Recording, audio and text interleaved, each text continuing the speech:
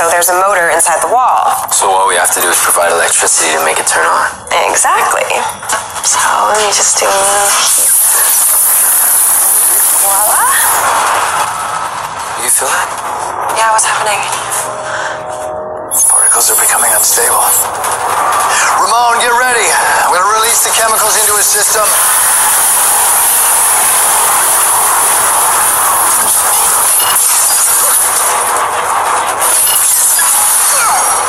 Why are you doing this?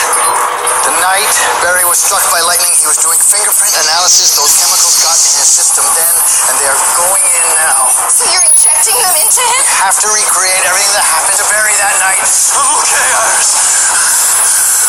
Hold on, Barry. He's going hydrostatic. Almost there, almost there.